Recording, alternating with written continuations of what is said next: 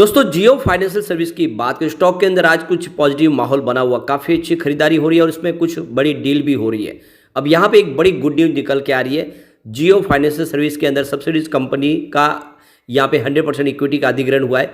क्या है पूरी खबर उसको समझने की कोशिश करेंगे। किसने ये कंपनी बेची और किसको ये कंपनी किसके हिस्से गई है। तो ये पूरा का पूरा मामला रिलायंस का ही है, लेकिन सब्सिडीज कंपनी का आपस में आदान प्रदान हुआ है, उसको समझने की कोशिश करेंगे इस वीडियो के माध्यम से। वैसे जो खबर निकल के आ रही थी पेटीएम के बिजनेस का, वॉलेट बिजनेस के अधिग्रहण का, उसको लेकर भी क्लेरिफिकेशन आया है। लेकिन जो सबसे बड़ी बात है कि जियो फाइनेंशियल सर्विस बहुत तेज़ी से अपने कारोबार को आगे बढ़ाने की कोशिश करे, अपने बिजनेस को पूरी तरह से रीस्ट्रक्चर करे, ताकि आने वाले समय में वो जैसे ही म्यूचुअल फंड के बिजनेस में एंट्री करे, दूसरी कंपनियों को पछाड़ के इंडिया का टॉप का म्यूचुअल फंड का बिजनेस बनने इस कंपनी के हाथों में लगे। उसकी तैयारी कर लिया क्योंकि ब्लैक रॉक जैसे बड़े इन्वेस्टर का साथ मिला हुआ है, फंड की कोई कमी नहीं है और एक बड़ा ट्रिगर इसको अभी आने वाले समय में मिलने वाला है। तो ये सारी बातें को इस वीडियो के माध्यम से समझेंगे और क्या ये सही मौका है इस समय खरीदारी कर ले, क्या ये आने वाले समय में अपनी पेयर कंपनियों की तुलना में उससे अच्छा या उसके लेवल का रिटर्न दे सकता है, जैसा कि बजाज ग्रुप की शेयरों की प्राइस आप देख ही सकते हो कि 2000-7000 के आसपास है। तो इन सारी बातों को जानेंगे इस वीडियो के माध्यम से। लेकिन फ्रेंड उससे पहले अगर आप पहली बार हमारे चैनल पर आए तो चैनल को सब्सक्राइब कर दीजिए, एक बेल आइकॉन दबा दीजिए ताकि जब भी नया वीडियो बने पहला नोटिफिकेशन आपको मिले। वीडियो पसंद आए तो लाइक से जरूर कीजिए। चलो फ्रेंड्स वीडियो स्टार्ट करते हैं। मैं हूं आपका दोस्त एसपी दवे और हमारे अपने चैनल ऑनलाइन कमाई में आपका बहुत बहुत स्वागत है। तो अभी 1:30 बजे के आसपास का टाइम है। अगर हम बात करें बीएसई सेंसेक्स की तो 71,510 के स्तर पर जहाँ पे 82 पॉइंट की तेजी है, यानी 0.12% की तेजी है। आज बाजार बहुत ज़्यादा वॉलेटाइल है। आप देख सकते हो कि बाजार में गिरावट भी बन रही है और थोड़ी सी तेज़ी भी बन रही है। अब एक तरह से क्लियरिटी दिख नहीं रही है। अब इसके पीछे वजह यह है कि बाजार में एफआई लगातार बिकवाली करे, लेकिन डीआई बाजार में अच्छी खरीदारी भी कर रहे हैं और इसी वजह से माहौल एक तरह मिक्स दिखाई दे रहा है इस समय। अब यहाँ पे बीएसई फाइनेंशियल सर्विस की बात करें, यहाँ पर भी लगभग फ्लैट ट्रेड करता हुआ दिखाई देगा। 10,104 के इसमें मात्र 0.05% की तेजी है, यानी बिल्कुल फ्लैट है बीएसई फाइनेंशियल सर्विस। और इसी वजह से देखें तो जो तेजी बननी चाहिए जियो फाइनेंशियल सर्विस में उतनी बन नहीं पा रही है। तो देख सकते हो कि स्टॉक की शुरुआत हुई पॉजिटिव 264 पर, क्लोजिंग थी कल की 262 के आसपास। इंट्राडे में 269 का शानदार हाई भी बना है, लेकिन जो लो है वो 258 का है। तो स्टॉक के अंदर आज गिरावट भी हुई और काफ़ी अच्छी तेजी भी बनी, लेकिन इस समय स्टॉक निचले लेवल से फिर कुछ रिकवर भी हुआ है। 265 के आसपास ट्रेड करा है, जहाँ पे 1.08% की तेजी देखने को मिल रही है। अब इंट्राडे का लो 258 है, लेकिन हाई 269 का है। 52 वीक का लो 202 का है और हाई 295 का, जो रिसेंटली इसने बनाया जब खबर आई कि पेटीएम के बिजनेस का अधिग्रहण करेगी कंपनी। अब यहाँ पे वॉल्यूम आज थोड़ा सा बढ़ता हुआ दिखाई देगा। पिछले एक महीने पहले इसका 4 करोड़ का वॉल्यूम था, 2 करोड़ की डिलीवरी उठाई गई थी। 1 वीक पहले 8 करोड़ का वॉल्यूम होता, 3 करोड़ की डिलीवरी उठाई गई थी। कल मात्र 3 करोड़ का ही वॉल्यूम होता और 1 करोड़ की डिलीवरी बेस काम होता है, लेकिन आज अभी 1 बजे के पहले ही 3 करोड़ का वॉल्यूम हो चुका है। वॉल्यूम आज बिल्कुल बढ़ेगा। अब इसकी परफॉर्मेंस देखें तो 2 फरवरी को स्टॉक 253 के आसपास है, जहाँ पे 0.6% की तेजी बनी। 5 फरवरी को स्टॉक रॉकेट की गति से दौड़ा, स्टॉक पहुंच गया 289 पर, जहाँ पे 13.9% की तेजी बनी।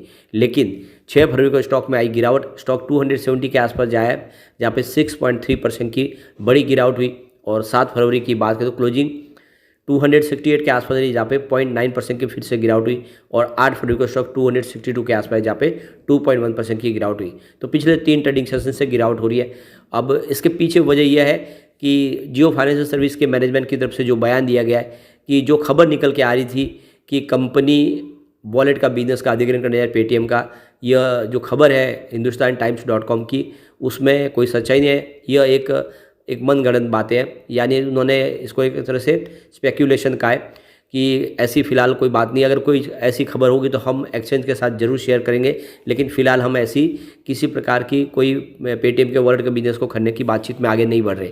तो ये उन्होंने एक तरह से जब खंडन किया तो उसके बाद इसमें गिरावट भी हुई। लेकिन इसके बीच में एक बड़ी गुड न्यूज़ और निकल के आ रही है। Reliance industrial investment and holding limited यानी RIHL, ये जो होली ओन सब्सिडीज़ कंपनी है जियो फाइनेंशियल सर्विस की, उस कंपनी ने एक्सचेंज को जानकारी दी है कि वो अपनी 100% जो इक्विटी है उसको सेल कर रहे हैं जियो इंफ्रास्ट्रक्चर मैनेजमेंट सर्विस लिमिटेड को, यानी JEIMSL को। और रिलायंस स्ट्रेटेजिक बिजनेस वेंचर्स की ये जो कंपनी है, इसको अपनी पूरी की पूरी 100% इक्विटी है जो सेल कर दी है। तो जियो फाइनेंशियल सर्विस की जो कंपनी है उन्होंने रिलायंस ग्रुप की ही कंपनी को अपनी इक्विटी सेल की है और इसकी जो कॉस्ट है, इसकी पूरी ये जो डील हुई है उसका 0.92 करोड़ की इसकी टोटल डील की कॉस्ट है। तो यहाँ पे Reliance industries investment holding limited company जिसकी ये सब्सिडीज है जियो फाइनेंशियल की, उन्होंने जियो इंफ्रास्ट्रक्चर मैनेजमेंट सर्विस लिमिटेड को अपनी इक्विटी पूरी की पूरी बेच दी है। तो RSBVL की बात करें, यह रिलायंस इंडस्ट्रीज की सब्सिडीज कंपनी है जिसका बिजनेस अगर आप देखें तो कंपनी स्ट्रेटेजिक इंटरेस्ट बिजनेस जो देखें और बिजनेस सपोर्ट का काम करने वाली, सर्विस प्रोवाइड करने वाली, काम करने वाली कंपनी है। और दूसरी तरफ JIMSL की बात करें तो ये कंपनी भी जियो के फाइनेंशियल की जो एक सब्सिडीज कंपनी है जिसका बिजनेस है प्रोजेक्ट मैनेजमेंट सर्विस प्रोवाइड करती है। इसका टर्नओवर 4 करोड़ के आसपास है, फाइनेंशियल 2023 में था और इसका नेटवर्थ 1.23 करोड़ के आसपास है मार्च 2021 के आंकड़ों के हिसाब से।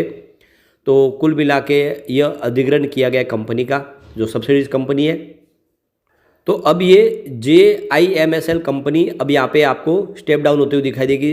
अब उसकी जगह पे ये पूरा का पूरा जो इक्विटी है वो ट्रांसफर कर दिया गया है RSBVL को। यहाँ पे गौर करने वाली बात है, इस पूरे ट्रांजैक्शन में प्रमोटर और प्रमोटर ग्रुप से किसी प्रकार का कोई लेना देना नहीं, डायरेक्ट कंपनी का कंपनी में यहाँ पे जो है बिजनेस को बेचा गया है और ये दोनों रिलायंस ग्रुप की ही कंपनी है। अब यहाँ पे जियो फाइनेंशियल सर्विस के लिए जो अभी फ्रेश ट्रिगर जो मिलेगा यह निफ्टी नेक्स्ट 50 इंडेक्स में शामिल होगा और उसके बाद में एक फ्रेश इन्वेस्टमेंट आना शुरू होगा।